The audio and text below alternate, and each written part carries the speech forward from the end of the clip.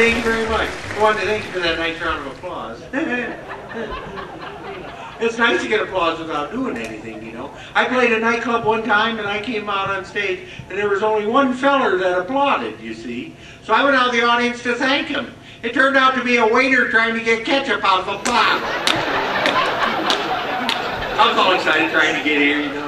The traffic out there is something else, you know, and they talk about the way we drive out here in Las Vegas. It's not us, you see. It's not. It's all the tourists and the vacationers, you know. They don't understand our traffic signals or the way we drive, you see. You know, I was following this out-of-towner. The light turned red. He stopped. And then I almost missed my turn getting here. I made it, though. I accidentally cut this lady off. She was really nice about it, though. She said something about a sunny beach. She blew the horn and let me know I was #1. I saw that. Then when I got here, there was a bunch of people standing around. You know, I didn't think anybody would recognize or remember me. Then all of a sudden someone shouted out, "Rick Skelton is here!" They all turned and looked. I was so embarrassed. I was sorry I yelled.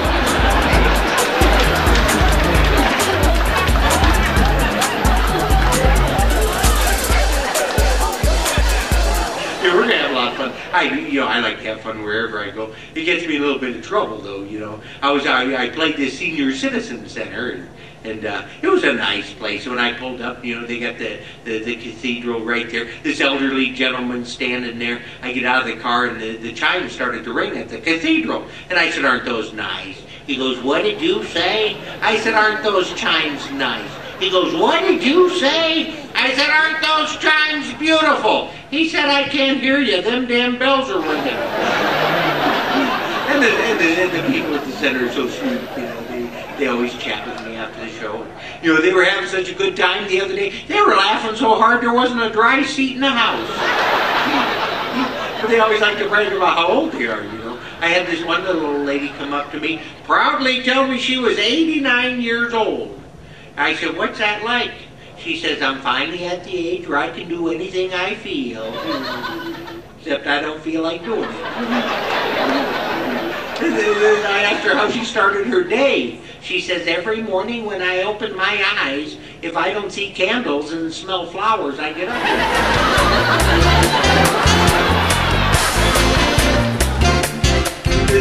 This other gentleman, he's getting around, he's moving around like better than I am. He tells me he's 98 years old. I said, "Wow, I'm like half that age and have aches and pains. How do you feel?" He said, "I feel just like a newborn baby. I got no hair, no teeth, and I think I just wet my pants." Then he said he got a new hearing aid.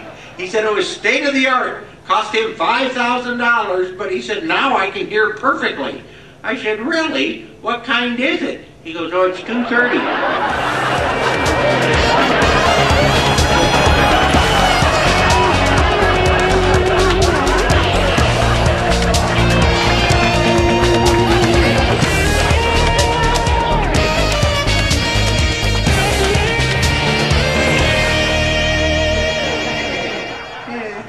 Hey, quick, Gertrude Heathcliff, through Seagull, you see.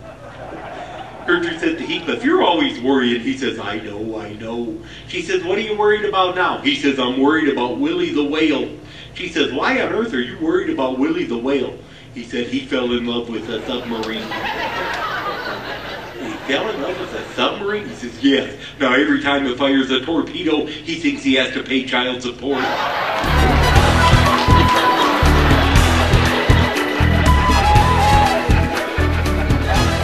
Hey, a little bit about myself. I don't know if you realize this or not, but as a child, I used to love to go to school. I did.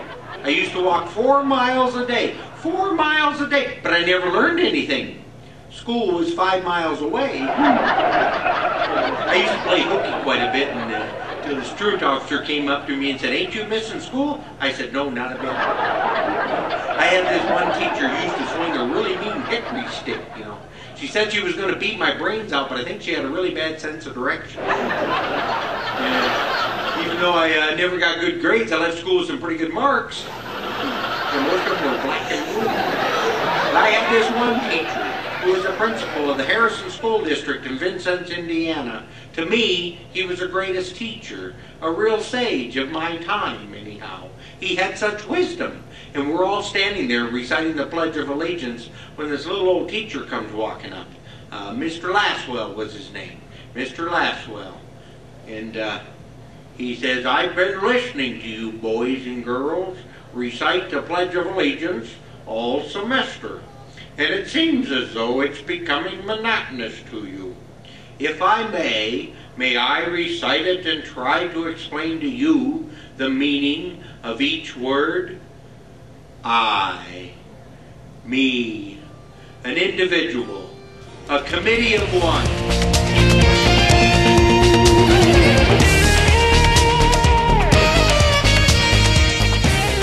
I do want to thank you for the time that we've shared. I wish you all continued success, and I say good night now, and may God bless.